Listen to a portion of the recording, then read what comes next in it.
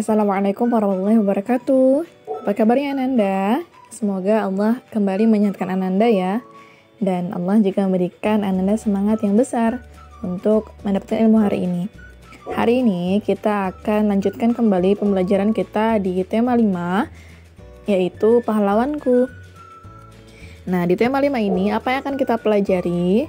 Yang akan kita pelajari adalah menjawab pertanyaan berdasarkan teks, kemudian menjelaskan informasi dari teks, dan membuat peta pikiran. Yang pertama kita pelajari adalah menjawab pertanyaan berdasarkan bacaan di dalam teks. Nah, untuk menjawab pertanyaan dengan tepat, kita harus memahami isi dari bacaan dengan menemukan semua informasi penting dalam bacaan kita. Informasi itu apa sih? Informasi adalah sekumpulan data atau fakta yang diolah sehingga memiliki arti dan dapat dipahami oleh pembaca. Nah, di dalam sebuah teks itu kan ada beberapa pertanyaan ya, Nak.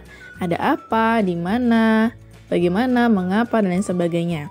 Nah, kita bisa menemukan jawaban secara tersurat maupun tersirat. Apa sih jawaban tersurat itu? Jawaban tersurat adalah jawaban yang tertulis jelas pada kalimat teksnya. Nah, kalau jawaban tersirat, itu berarti kita harus menyimpulkan dulu bacaan yang kita baca. Setelah kita bisa menjawab pertanyaannya, kemudian kita bisa menyampaikan jawaban dan menceritakannya kembali. Nah, menyampaikan jawaban dari teks itu bisa kita lakukan dengan membaca dan memahami isi bacaan dengan baik dalam hati kita. Gitu. Jadi membacanya itu di dalam hati, tidak bersuara, sehingga bisa lebih memahami. Kemudian menceritakan kembali teks yang kita baca ya, atau kita pahami tadi. Nah, ketika menceritakan kembali, misalnya dengan cara menulis, berarti kita harus menulis dengan bahasa yang baik. Kalau kita menceritakan kembali dengan lisan atau menyampaikan langsung, berarti kita harus memilih kata-kata yang cocok, kata-kata yang baik juga.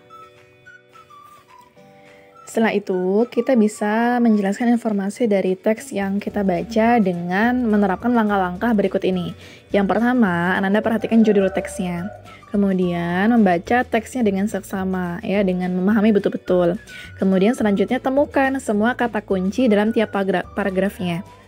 Lalu pahami kalimat utama yang mengandung kata kunci tersebut. Masih ingat ya bagaimana kemarin kita mencari kalimat utama. Jadi dari semua kalimat utama yang kita temukan itu adalah informasi pentingnya. Sekarang kita simak teks berikut ini yuk. Tuanku Imam Bonjol yang memiliki nama lengkap Muhammad Shahab merupakan salah satu pahlawan Indonesia. Beliau lahir di Pasaman, Sumatera Barat pada tahun 1772 dan wafat di usia 92 tahun tanggal 8 November 1864. Petu Syarif adalah panggilan ketika remaja. Saat dewasa, beliau terkenal sebagai pemimpin yang tegas, menentang penyimpangan ajaran-ajaran agama di Sumatera Barat. Nah, dari cerita ini, kita bisa mencari informasi penting yang bisa kita ambil. Dari cerita itu, kemudian menerapkan langkah-langkah yang telah tadi kita pelajari. Maka, yang pertama, informasi pentingnya adalah nama lengkap Tuanku Imam Bonjol adalah Muhammad Shahab. Kemudian yang kedua, Tuanku Imam Bonjol lahir di Pasaman tahun 1772 dan wafat pada tahun 1864 di usia 92 tahun.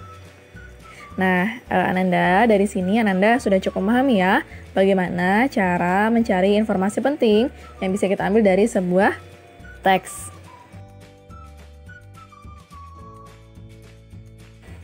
Setelah kita mengetahui informasi penting yang ada di dalam teksnya, kita bisa mempresentasikan informasi dalam bentuk peta pikiran. Apa sih peta pikiran itu? Peta pikiran merupakan suatu cara menyampaikan konsep, ide, atau informasi dalam bentuk diagram. Nah, coba perhatikan cerita berikut. Pangeran Diponegoro. Perang Diponegoro terjadi pada tahun 1825 sampai 1830.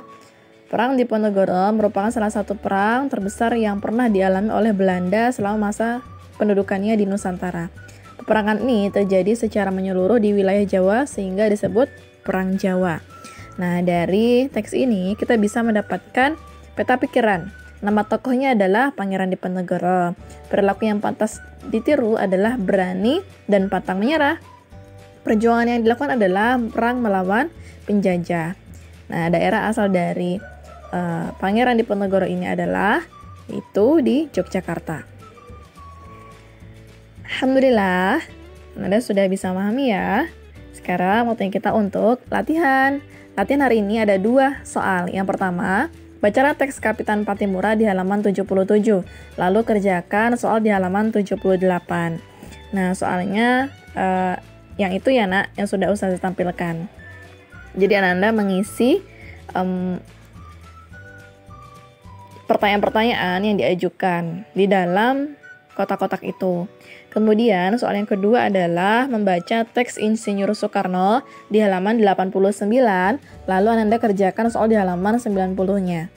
Nah, jadi Anda kembali mengisi peta pikiran dari Insinyur Soekarno.